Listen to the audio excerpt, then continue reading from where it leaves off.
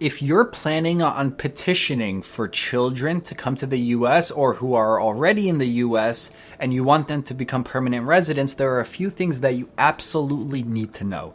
The first thing is that stepchildren are the same as children for immigration purposes.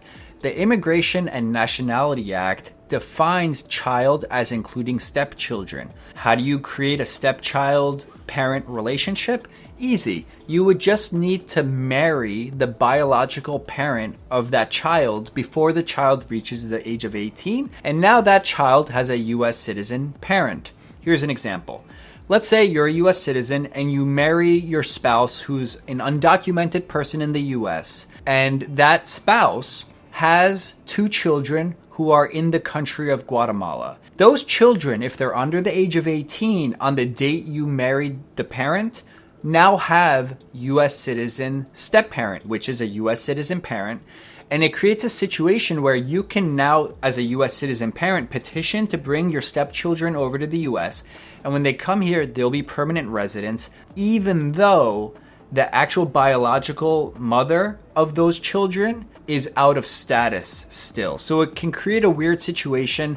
And if you haven't already watched my video on how to do a 601A unlawful presence waiver, that's a way you could fix the status of your undocumented spouse.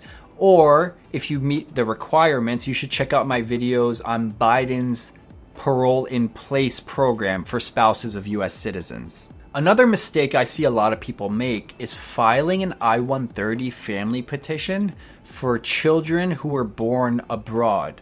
Those children might already be US citizens if you're the biological parent and you were a US citizen on the day that your child was born. If that's the situation, you might not need to file an I-130 family petition. You might just need to do a consular report of birth abroad. Basically, you would just go to the consulate, the US embassy or consulate in the country where your child's living, register their birth, and then they could apply for a US passport because they are already US citizens. This can also create a bit of a weird situation because you do still need to do an I-130 family petition for the parent of the child who's still living in that country. So for example, if the mother of the child is still living in that country, the child might be a US citizen, but the mother still has to go through the ordinary immigration process. If you're going through this and you need a lawyer to walk you through it and handle the whole process for you, I can assist you with this. I could also advise you on what to do if you're interested in handling the whole process yourself. A final thing that I want to just touch on before I talk about the 2 ways you can petition for your children is that if your child is living with you and they're a permanent resident in the United States, and while they are under the age of 18 living in your legal care and custody, if you become a US citizen,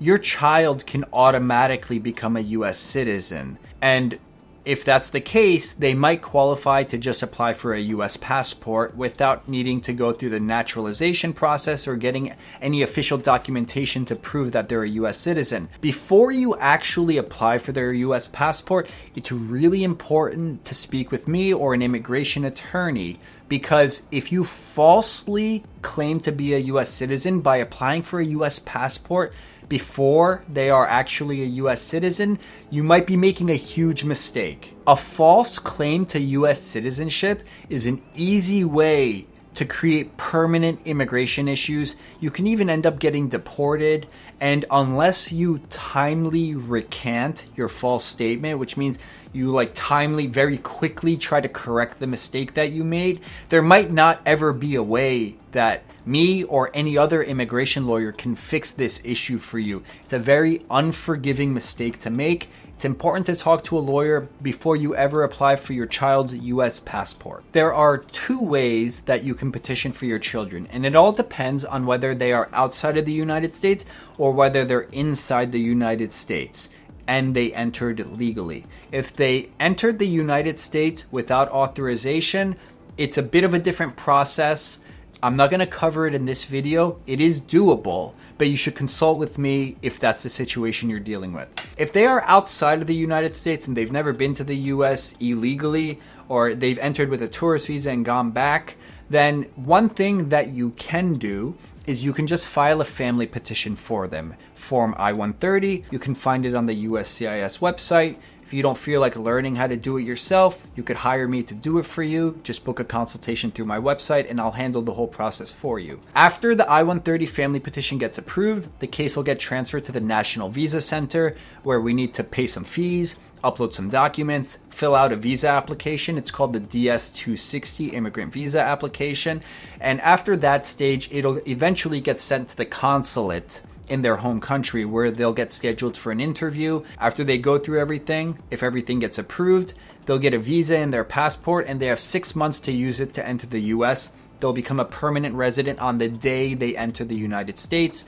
Then they have to pay another $220 fee and the green card will get mailed to their physical address inside the United States. If your child is inside the United States and they've entered legally, and they're under the age of 21, and you, the parent, are a US citizen, in this situation, you can apply for them to become permanent residents in the US through the adjustment of status process. But all of those conditions need to be met. There are other conditions, but they're beyond the scope of this video. For example, they cannot have serious criminal history or immigration fraud issues. If they've entered with a fraudulent passport, there are ways to fix that.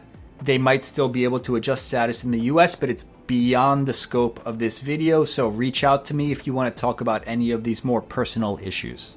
The adjustment of status process will allow them to apply for permanent residence while they're inside the United States without having to leave the United States.